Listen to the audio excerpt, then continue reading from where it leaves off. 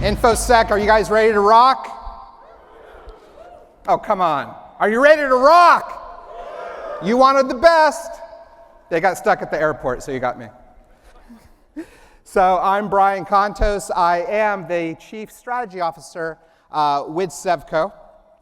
By the way, this talk, our vulnerability scanner is dead, just so you know. I'm not a vulnerability scanner company. I don't compete with vulnerability scanners. I don't really have a dog in this fight. The reason this talk came to be was this has become, it's been such a pillar of our community. We've been using vulnerability scanners for so long. And it doesn't seem like anything would ever change. But we started seeing a lot of our customers saying, hey, we're thinking about getting rid of them. We're kind of dialing back. Maybe we have $1 million a year contract with a Rapid7, a Qualys, a Tenable. Maybe we want to drop that down to like $25,000. It's like, well, why? What's driving this? What's sort of behind this? So we put this presentation together. It's really about embracing change. If you think about sort of lamplighters in roughly 1807, we had all these gas and oil lamps. So you had to have these folks going around keeping them lit all the time. They'd extinguish them, they'd light them, they'd extinguish them, they'd light them. But as time progressed, we had incandescent light bulbs. So we had automation. And because of that, lamplighters were no longer needed. So we embraced change. And there's about a gazillion examples of this in time. But I thought this is something just to keep in mind as we go through this presentation. So at the core of vulnerability management might be something that a lot of people don't intuitively think about. But that's asset management. Now, when you think about asset management, I personally like to think of it in about 4 dimensions: length, breadth, height, and time. So to do vulnerability management right, what we're finding organizations are doing is they're starting with asset types. I want all my physical and virtual assets. I want all my applications. I want all my identities. I want all my IoT. I want all my OT. And I want it all underneath a single pane of glass. Okay, that gives me a lot of intelligence. If I can do that, if I can pull it in, if I can deduplicate it, because that's critical. If I can correlate it, that's pretty valuable. The next is breadth. I want all the asset locations. Of course I want what's on-prem. Of course I want what's in the cloud. Remote offices, home offices, so on and so forth. So I want all the locations. The next is height, and this is where it gets really cool. I like to talk about asset details in terms of presence and state. So for example, on my asset, do I have CrowdStrike installed? Yes or no? It's very binary. Do I have AutoMox installed? Yes or no? Do I have Lumio installed? Yes or no? That's presence. That's important to know. But I also want to know state. And state tells me, are those tools doing what they're supposed to do? Are they maybe in detection mode instead of prevention mode? Are they 2 generations too old, N-2? And our policy says we're only going to support N-1. Has the last time that they communicated with their management console been 3 weeks, 3 months? That gives me the state. So having presence and state is very critical, because then you start looking at environmental vulnerabilities of the controls that are or are not installed and are or not working. And then finally, time. Of course I need real-time data about all of my assets. But I also need the juxtaposition of that. I also need to know forensically, tell me about that asset. What was it doing last week, last month, 6 months ago? So that's become sort of this foundational layer when looking at vulnerabilities. Now let's talk a little bit about vulnerability and exposure management. I first started playing with vulnerability scanners and vulnerability scanning adjacent solutions in the late 90s. Quick raise of hand, did anybody here ever use ToneLoc? I see like 1 or 2 people, not very many. So for those of you who haven't used it, years ago there was these things called modems. And there was this operating system called DOS. And if you ran ToneLoc on DOS, you could war dial or scan, essentially, for these modems. And there was all these projects in the late 90s about finding unauthorized modems that were attached to your network, because there were backdoors into the organization. So you could have firewalls and application security and data security and all these policies and stuff, but if somebody had your phone number, and if it was easy to get in, they could access that device and maybe have a serial line connection, some type of port in. Very, very simple, very common threat. So you would use something like ToneLoc to scan your entire environment by dialing phone numbers, which, by the way, PBX operators and organizations love this, because it went through every single line on the phone. It says, oh, that's a telephone. That's a telephone. Oh, that's a fax machine. Oh, this seems like a modem. But then you had to try to go hunt down the modem and find out who owned the modem, which you never did. So then you'd pull out the modem and wait a couple weeks to see who complained. And if they didn't complain, you'd throw the modem away. That is how you approached it. It was very barbaric. Who here used Satan? So Satan was a tool written by Dan Farmer. It was one of the first vulnerability tools. Security administrator tool for analyzing networks, I think. And there was actually a Perl script that you could run to change all references of Satan to Santa. I learned a lot about Perl scripting by using it, and I ran it on top of a Sun Spark 1 Plus machine. But it was pretty simple. You did some scans. It said, here's a list of IP addresses. Here's a list of the vulnerabilities they have. And as things matured, we got into things like Nessus, which is now Tenable, of course. There was some other tools, but ISS was the first commercial grade tool that I'd ever bought, which was fantastic. But the same thing, you put it in a CIDR class range, a couple IP addresses, whatever, you'd scan it and give you results. Informational results, low, medium, high, things like that. And then you would kick those over to IT and say, wow, look at all these vulnerabilities we found. We found 1,000 vulnerabilities. Here, go fix those. But guess what happened when you came back 3 months later and you ran another scan? It was all the same. All you had to do was change the date on the report. Nothing changed. Well, fast forward to today. It's kind of the same situation a lot of times. We laugh about it, but it's pretty sad that that's still the case. So some hot takes on this. As you saw from those tools, vulnerability management's been around for decades. Everyone's got a program. Most of you out there probably have tools within your company. A lot of you have probably used a lot of these tools.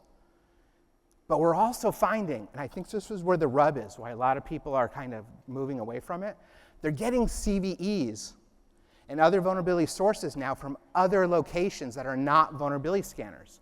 And they're having to collect CVEs, deduplicate, correlate, just like we talked about on the asset intelligence side.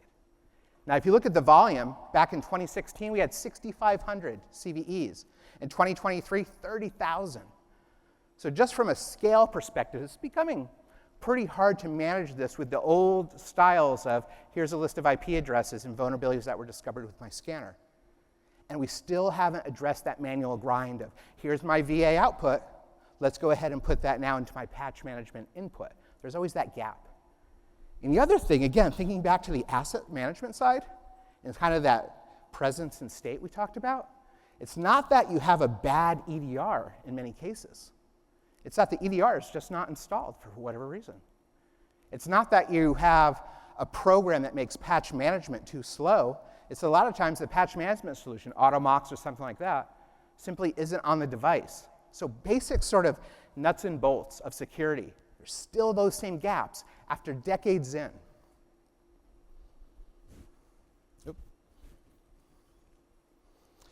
So we get CVEs from a ton of sources. Certainly something like Tenable, Rapid7, Qualys, nothing wrong with those tools. I've used them all. I think they're all valid.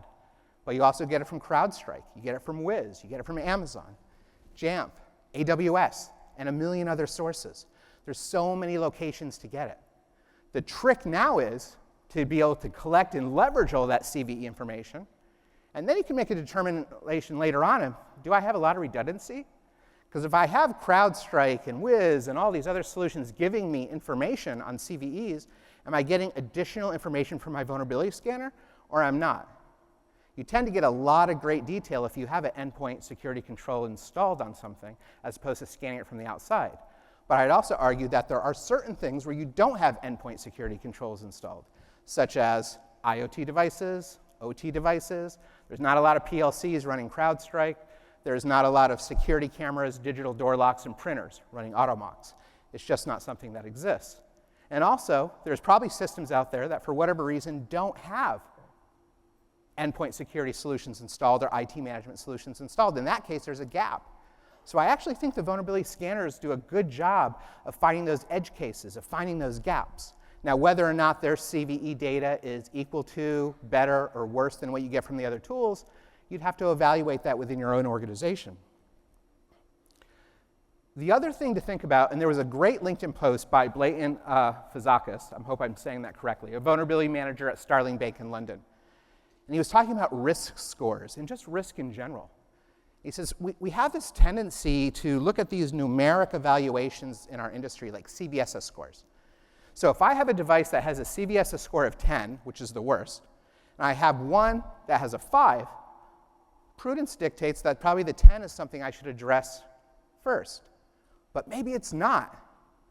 Let's take that asset management presence and state into consideration too.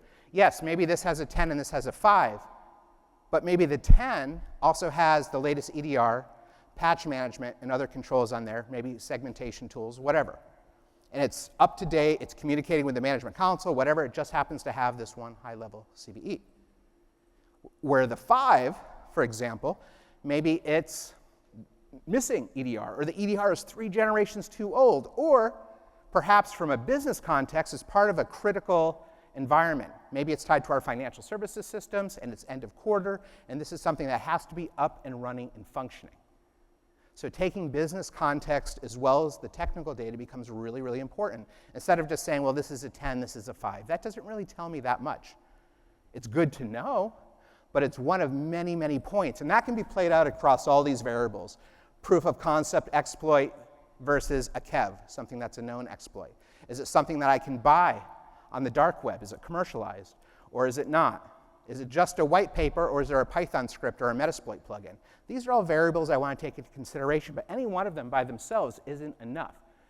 So we're getting to the point now, just like we used to do with SIM, where we'd grab, and we still do today, where we grab IPS and firewall and syslog and all this data and correlate it, do anomaly detection, pattern discovery, temporal analysis, volumetric analysis. All this stuff is great on event data. Now we're starting to do this on CVE and asset information. This is becoming the new. So vulnerability and exposure management is this term that's being thrown around a lot more now. And this is something I don't even think I even heard this term or this phrase more than maybe a year and a half ago. Was probably the first time. But the whole notion of, yes, give me all my software vulnerabilities. I need to know about all my CVEs, of course. I need to know that wherever I get them from. If I get them from a vulnerability scanner, if I get them from my EDR, if I get them from my cloud, I want them all, and I want them correlated. But also, give me all those environmental variables. What security controls am I running? Are they too old? Are they functioning? Are they in the wrong mode? Then you're adding business context to it as well. Is it a critical system? Does it have customer data, financial data? Is it dependent on some type of regulatory mandate? Do you need to report on this to auditors? And then something really important in this, because you're looking at a massive, massive amount of data. So again, similar to SIM, you need to be able to visualize and prioritize this information. You're taking all these CVS and KEVs and CVEs and all this information, smushing it together, all this exposure management, all this business context, and now I need to be able to say a severity score. Is it critical? Is it high? Is it medium? Is it low? Predicated on all that other supporting technical and business logic. Now I can start prioritizing. I can actually say this is something out of 1,000 issues, these are the 10 I need to look at right now. Instead of at 1,000 issues, I have to look at 1,000 issues, which is kind of the norm today. Being able to visualize that and understand where those gaps are is essential, again, because of the volume of data. The next piece is remediation validation. Because we talked about before, we used to run scans, give a report, IT would say, okay, we'll take it. You come back 6 months, you just change the date because nothing changed. Remediation validation enables you to say, hey, here's a bunch of issues, go fix them, and being able to visualize those in real time being fixed. That's something that we're seeing people asking for and looking for to say, okay, what's been patched, what's been updated? And then metrics, being able to measure effectiveness. Did it take us 6 hours, 6 days, 6 weeks, 6 months to address this? So in summary here, if you're going to talk about vulnerability and exposure management, you can't do it without talking about asset management. The two just go together. Again, back to the SIM analogy, why would you have a firewall and an IPS and not correlate the information from the two? It's just silly. You need to understand the presence and the state of the controls on your assets as well as the software vulnerabilities, wherever you get those. Now, do you get those from a scanner? We're seeing people, again, get rid of them or dial back because they have so many other sources. On average, when we go into an organization, we find they have a minimum of 6 sources of CVE data in addition to whatever they're doing for vulnerability scanning. Now, the vulnerability scanners might be great, and we're not saying get rid of them. But there might be areas where you can reassess what you're spending on them or determine, are they actually adding additional value? So the answer to, are vulnerability scanners dead? It really does depend. But I would say, just like the lamp lighters at the beginning of the presentation, we have to kind of adapt. Now, one thing I'll say here, a lot of folks here probably haven't used asset intelligence solutions and vulnerability and exposure management solutions before. We put together this special here for InfoSec world. It's called the 311 assessment. If you go by the Sevco booth or see this URL here, this QR code, for free, you can add 3 sources up into the cloud via API. One might be a scanner, one might be EDR, one might be Active Directory, whatever sources you want, all to your content. You pick.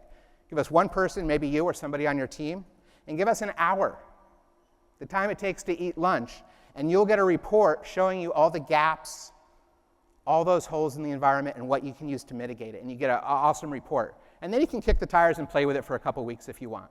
But we wanted to put this together just for InfoSec world. If people want to use it, it's absolutely free. It's not a sales tool. It's just something for you to actually play with these types of new technologies. So with that, thank you so much. I'm out of time, but I really appreciate it, guys. Thank you.